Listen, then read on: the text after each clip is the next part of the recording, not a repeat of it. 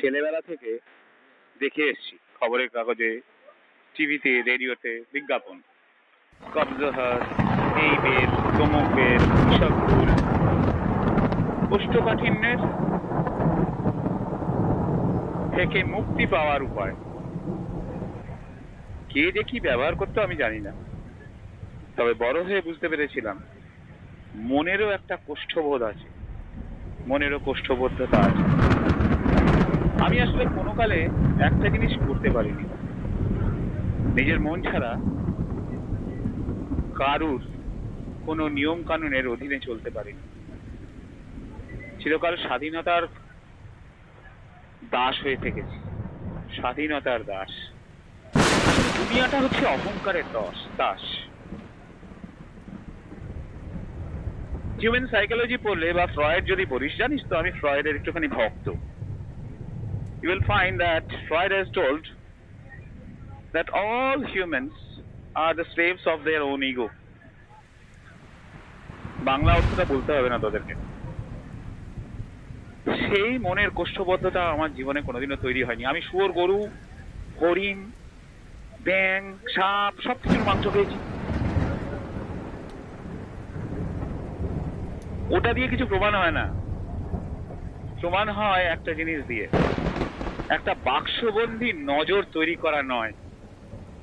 আমাদের দুটো চোখ 180 ডিগ্রি ভিশন তৈরি করে, সেইটাকে শুধু 90 ডিগ্রির মধ্যে বেঁধে রাখা খুব খারাপ ব্যাপার।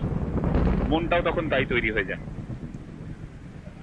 যখন ওইভাবে বেঁধে রাখা 90 ডিগ্রি মন তৈরি হয়, তখন এই 47 পেরোনো বা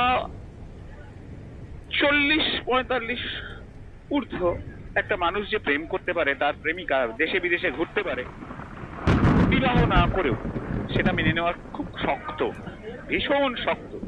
কারণ জীবনের নিয়ম কি বলে? পড়াশোনা করো, নম্বর পাও, পরীক্ষায় উত্তর, তারপরে আরো পড়াশোনা করো, তার মধ্যে যদি প্রেম করতে পারো, না হলে তারপরে পড়াশোনায় নম্বর পেয়ে চাকরি পাও, না হলে বিবাহ করো, দেখে শুনে অমুক তমুক করে সন্তান উৎপাদন করো, তারপরে করতে করতে করতে করতে এসে এক সময় এই ডায়লগ গুলো মারো, বিয়ের ডিসিশনটাই ঠিক, বাদ বাকি সব ভুল। বিয়ের ডিসিশনটাই নিজের, বাদ বাকি বিয়ের ডিসিশন। বিয়ের প্রথম বছর বউ চন্দ্রমুখী, দ্বিতীয় বছর সূর্যমুখী, তারপর জ্বালামুখী। আমার বউ শুরু থেকে জ্বালামুখী। আমরা দুজনে দুজনকে খিস্তি মারি, কাঁচা খিস্তি, আমরা যেরকম ভাষায় কথা বলি। ও আমার বন্ধু, ও আমার স্ত্রী, আমার প্রেমিকা, এবং প্রয়োজনেও আমার মাও হতে পারে আর মেয়েও হতে পারে। এতগুলো সূত্র। মুশকিল কি জানিস? আমার বউ কিন্তু আমার যত নারী জীবনে এসছে সবার সম্পর্কে জানে। স্বাধীনতা, মনের স্বাধীনতা। জীবনে বেঁচে থাকতে গেলে একটা জিনিস করতে হয়, বাঁচতে হয়। যেদিন জন্মেছিলাম সেদিন একটা জিনিস ঠিক হয়ে গিয়েছিল, একটা ডেথ সার্টিফিকেট দেখা হয়ে গেছিল, দিন তারিখ সময় দেওয়া হয়নি। ওই একদিনই মরবো, তার আগে মরবো না। আশেপাশে এত মৃত লোক দেখি যারা মরেও বেঁচে আছে, এটাই আমার সব থেকে বড় হতাশা।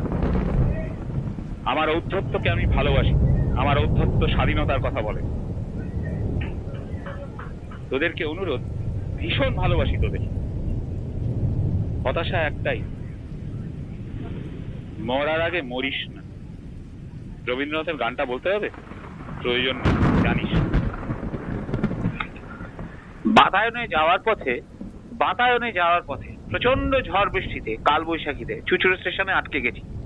বাজ পড়ছে, প্রচন্ড ঝড়, তার সঙ্গে সাংঘাতিক বৃষ্টি, দুমদুম করে শিল পড়ছে। সামনে দেখছি আম গাছ থেকে আম পড়ছে আর সবাই কুড়িয়ে বেড়াচ্ছে। তার মধ্যে এই কথাগুলো বললাম কেন বলতো? বাতায়ন শব্দটার অর্থ জানিস? খোলা জানালা, দ্য ওপেন উইন্ডো। মনের জানালাগুলো খুলে দিলে তাতে যে বাতাস লাগে, তার স্বাধীনতার মতন স্বাধীনতা আর কিছু হয় না। এ নিয়ে অনেক গান লেখা আছে, বলতে হবে না, শুধু একটু উপলব্ধি করিস। বেঁচে থাকিস।